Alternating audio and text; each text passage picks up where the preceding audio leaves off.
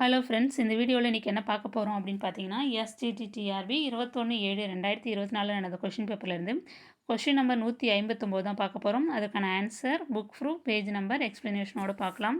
Question பாருங்கள். ஜப்பானிய கப்பற்படை அமெரிக்க கப்பற்படையால் எங்கே தோற்கடிக்கப்பட்டது?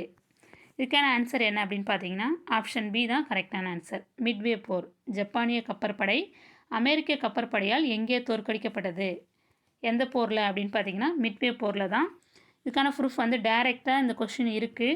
எந்த ஸ்டாண்டர்ட் புக்கில்னா 10th ஸ்டாண்டர்ட் புக்கில் பேஜ் நம்பர் 37 இருக்கும் பாருங்கள்.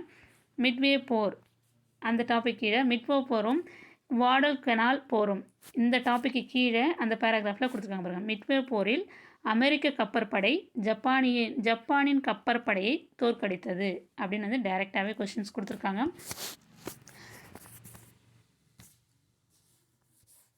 அடுத்து இதே வந்து அதனுடைய பயிற்சியிலையும் பின்னாடி புக் பேக் கொஸ்டின்லையும் கேட்டிருக்காங்க பாருங்கள். அதே கொஸ்டின் அதே 4 ஆப்ஷன் செட் பண்ணி நம்மளுக்கு கொஸ்டின் பேப்பரில் எப்படி இருக்கோ அதே மாதிரி 4 ஆப்ஷனோட அப்படியே மாறாமல் அப்படியே கொடுத்துருக்காங்க.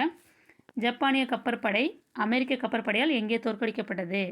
ஆப்ஷன் ஆவில் கொடுத்துருக்காங்க பாருங்கள். ஆன்சர் மிட்வே போர் தான் இதுக்கான ஆன்சர். இது வந்து எந்த பேஜில் இருக்குன்னா 42 பேஜ் நம்பர் 42ல் இருக்கும் அதே லெசனில். ஓகேங்களா? அப்போ correct answer option B Midway போர். இந்த வீடியோ உங்களுக்கு பயனுள்ளதாக இருக்கணும்னு நம்புகிறேன். Thank you friends.